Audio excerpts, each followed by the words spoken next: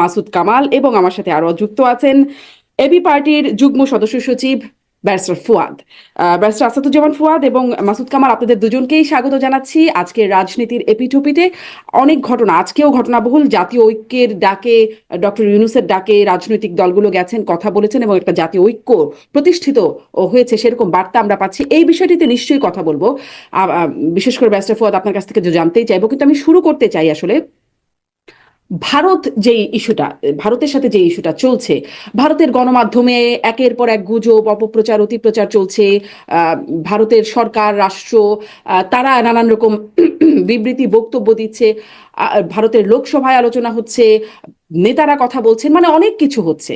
আমি একটু এটা এটা আপনাদের কাছ থেকে স্পষ্ট হতে চাই, ভারত আসলে কি চায়, কেন, কি উদ্দেশ্যে এই রকম এই মুহূর্তে এসে এই ঘটনাগুলো ঘটানো শুরু করছে বা এরকম প্রতিক্রিয়া দেওয়া শুরু করেছে? ব্যারিস্টার ফুয়াদ। ধন্যবাদ। ভারতের গত ৭৭ বছরের ইতিহাসে কিন্তু মেজর কোনো ফরেন পলিসি নাই। যদি দিল্লির জায়গা থেকে দেখেন, যে গত ৭৭ বছরে তারা শুধুমাত্র একটা ক্লোজ সাকসেস স্টোরি বলে হচ্ছে আপনার পাকিস্তানকে তারা ভাগ করেছে ১৯৭১ সালে। যদিও পাকিস্তানের এই যুদ্ধের সময় কিন্তু ভারতের গোয়েন্দা সংস্থা, ভারতের রাজনীতিবিদ, ভারতের রাজনৈতিক দল, বুদ্ধিজীবী সবার মধ্যে কিন্তু একটা দ্বিমত, একটা ডিসেন্টিং জায়গা ওই সময় ছিল, যেটা ডমিনেন্টলি আসে না আমাদের জায়গাতে। সেই মতামতটা ছিল যে আমাদের এখন একটা পাকিস্তান, আমরা বাংলাদেশ বানিয়ে কি পূর্বে আরেকটা পাকিস্তান কায়েম করতে যাচ্ছি কিনা। এটা কিন্তু ভারতের তখনকার যারা ভিন্ন মতাবলম্বী ছিলেন, ইন্দিরা গান্ধীর পরিকল্পনার সাথে একমত হন নাই, তারা কিন্তু এই আলোচনাটা তুলেছিলেন। তো সেই জায়গা থেকে যদি আপনি দেখেন, গত ৭৭ বছরের ইতিহাসে ভারতের কোনো ফরেন পলিসি সাকসেস নাই।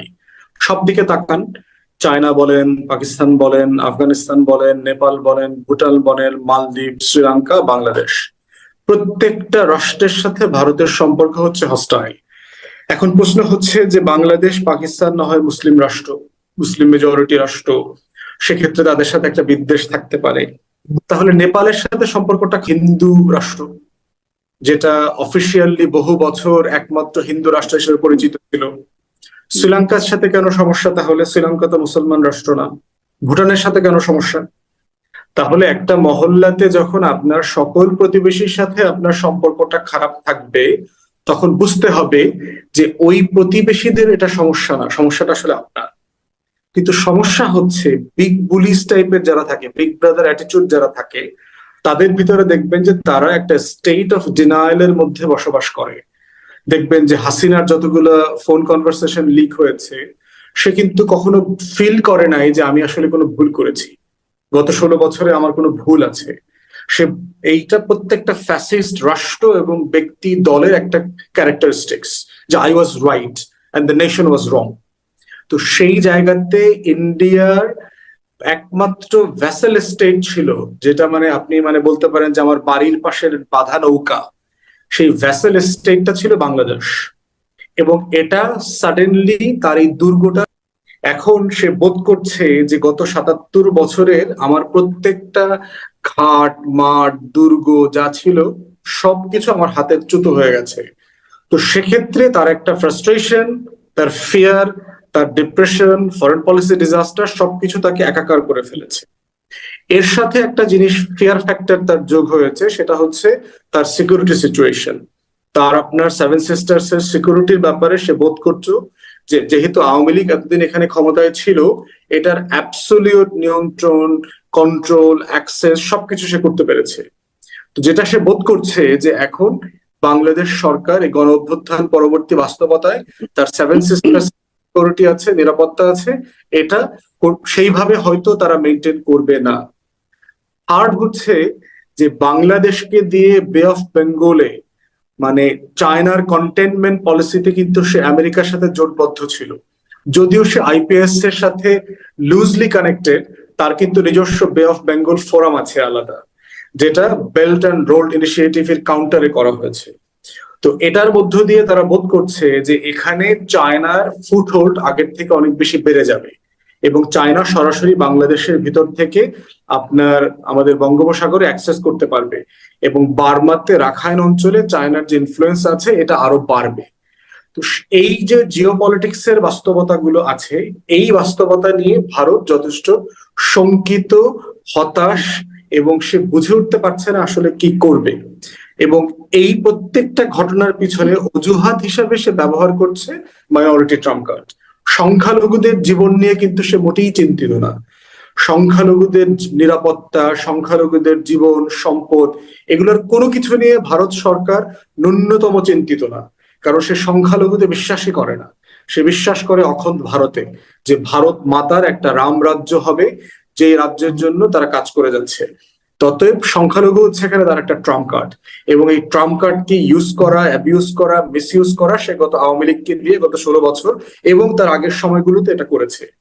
এবং এই কার্ডটা এখন প্রফেসর ইউনূসের বিপক্ষে করাটা অথবা খেলাটা একটু জটিল হয়ে গেছে। কারণ প্রফেসর ইউনূসকে আপনি কোনোভাবে জঙ্গি অথবা ইসলামিক অথবা প্রো বিএনপি জামাত এই কোনো ফ্রেমে আপনি ফেলতে পারছেন না। এইটা তার আবার আরেকটা ফ্রাস্ট্রেশনের জায়গা তৈরি হয়েছে। এই সবকিছু মিলিয়ে হচ্ছে ভারতের যে ফ্রাস্ট্রেশনটা আপনি বোঝার চেষ্টা করছেন, এটা আমার ক্ষুদ্র মূল্যায়ন আর কি। জি, মানে ভারত ফ্রাস্ট্রেশন থেকে এরকমটি করছে বলে আপনি মনে করছেন। মাসুদ কামাল, আপনি কি মনে করেন? সব মিলায় আপনি কি মনে করেন আসলে এই ভারত আসলে কেন এরকমটি করছে? এবং ফ্রাস্ট্রেশন থেকে নিশ্চয়ই তারা একটা পরিণতি বা একটা ফলাফল চিন্তা করেও করছে। তারা আসলে কি চাইছে, এখান থেকে কি পেতে চাইছে, উদ্দেশ্য কি, কি মনে হয় আপনার? আমি এখানে মোটামুটি ফুয়াদ সাহেব কিন্তু অনেক কিছু বললেন। উনি যেগুলি বললেন এগুলির সঙ্গে আমার কোনো দ্বিমত নাই। এটা উনি একটা দিক থেকে বলেছেন। আমাকে প্রথম বলতে দিলে হয়তো আমিও এগুলি বলতাম, যেহেতু আমি দ্বিতীয়বার বলার সুযোগ পেয়েছি ওনার পরে, এই যে ওগুলি আমি আর রিপিট করছি না। আমি ওর বাইরে দুটো পয়েন্ট বলি, এবং এই দুটো পয়েন্ট আমার কাছে খুব গুরুত্বপূর্ণ বলে মনে হয়। প্রথমত হলো, যে কথাটা ফুয়াদ সাহেব বললেন যে প্রতিবেশী কোনো দেশের সঙ্গে ওনাদের সম্পর্ক ভালো ছিল না, একমাত্র ভালো ছিল বাংলাদেশের সঙ্গে। কারণটা হলো এই, বাংলাদেশে এমন একটা শাসক গোষ্ঠী ছিল ক্ষমতায়, যারা ভারতের কাছে সবসময় নতজানু হয়ে থাকতো।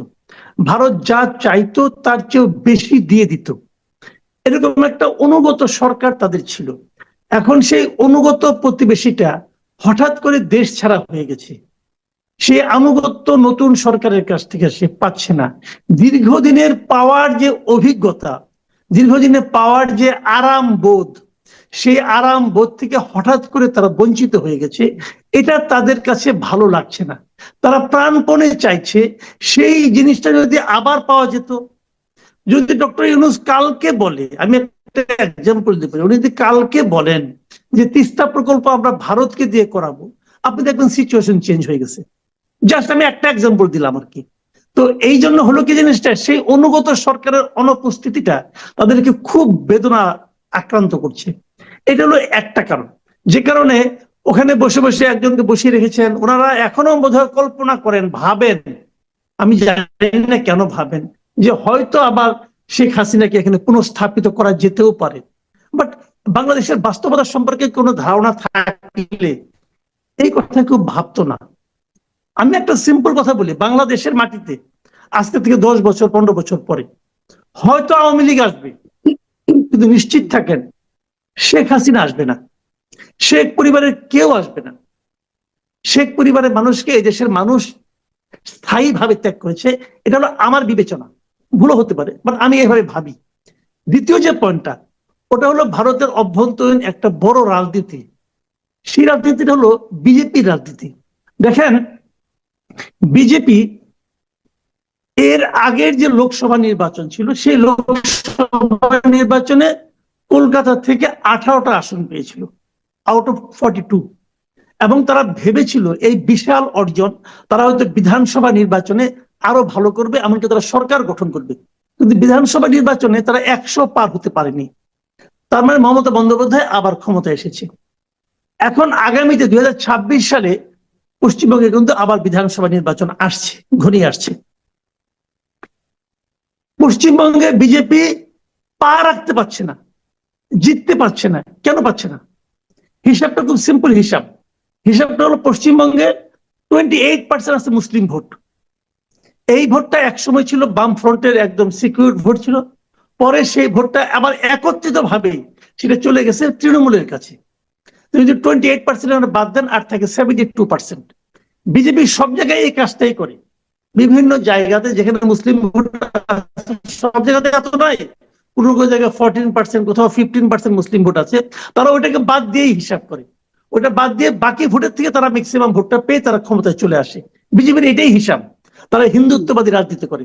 কিন্তু পশ্চিমবঙ্গের যারা বাকি যে জনগোষ্ঠী আছে, তুলনামূলকভাবে পশ্চিমবঙ্গের জনগোষ্ঠী কিন্তু একটু সেকুলার ভাবাপন্ন, বিশেষ করে ওখানকার হিন্দুরা।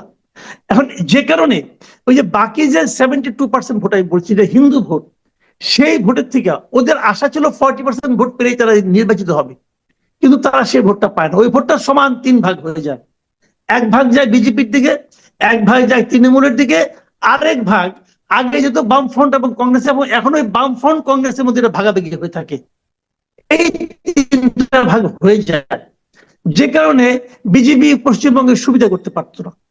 এখন বিজেপি আমাদের এখানে হিন্দুত্বের যে কার্ডটা খেলতেছে, এটা খেলছে এই কারণে আমাদের ম্যাক্সিমাম সীমান্ত কিন্তু পশ্চিমবঙ্গের সঙ্গে, খেয়াল করেন, কাজে আমাদের অনেক হিন্দুদের আত্মীয় স্বজন পশ্চিমবঙ্গে আছে, ওদের আত্মীয় স্বজন বাংলাদেশে, আমাদের ভূখণ্ডে অনেক হিন্দুরা আছে, অনেক পশ্চিমবঙ্গে তাদের লোকজন আছে। তো আমাদের এখানে যদি হিন্দুরা নির্যাতিত হয়, সেটা কিন্তু পশ্চিমবঙ্গের